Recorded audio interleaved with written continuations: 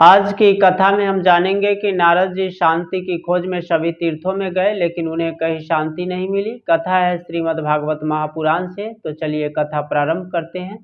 एक बार नारद जी शांति की खोज में सभी तीर्थ क्षेत्रों में गए, उन्हें कहीं शांति नहीं मिली। तब वे विचरण करते हुए श्रीधाम वृंदावन पहुंचे। वहां उनकी मुलाकात भक्ति महारानी से हुई, जिनके दोनों पुत्र ज्ञान और वैराग्य मूर्छित अवस्था में थे। नारद जी ने उन्हें चेतन अवस्था में लाने की कोशिश की, लेकिन नारद जी के कोशिश का कोई असर नहीं हुआ। नारद जी ने भक्ति महारानी को आश्वासन दिया कि वह ज्ञान और वैराग्य के दुख को दूर करेंगे। नारद जी ज्ञान और वैराग्य के दुख को दूर करने के लिए वहां से तीर्थ क्षेत्रों की ओर चले और सभी संतों से जा के पूछा। ज्ञान और वैराग्य के दुखों को दूर करने का उपाय ढूंढने लगे। नारद जी विचरण करते हुए जा रहे थे, तभी आकाशवाणी हुई कि हे मुनि, सत्कर्म करो। अब नारद जी सत्कर्म की खोज में निकले, तभी उनकी मुलाकात 4 ऋषि कुमारों से हुई। सनक, सनंदन, सनातन और सनत कुमार से हुई।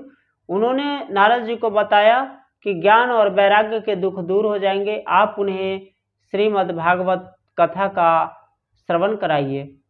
नारद जी ने श्रीमद् भागवत कथा आयोजन की तैयारी की और सनकादि ऋषि भागवत कथा में आए और फिर हरिद्वार में भागवत कथा का आयोजन किया गया।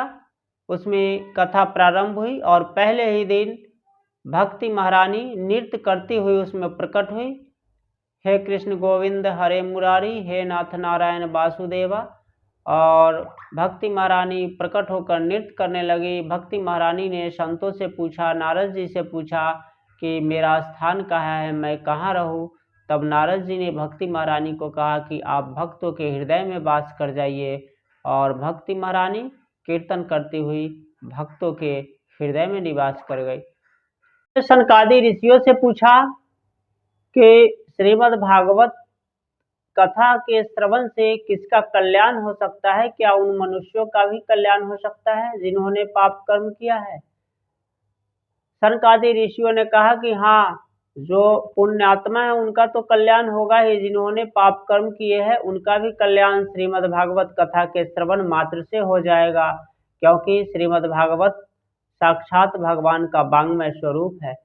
सनकादि ऋषियों ने देवर्षि नारद को कथा सुनाई कि एक ब्राह्मण था अजामिल, जो वेश्यावृत्ति के मार्ग में फंस गया, फिर भी उसने अंत समय में नारायण नाम का जप किया और वह भगवान के धाम को गया।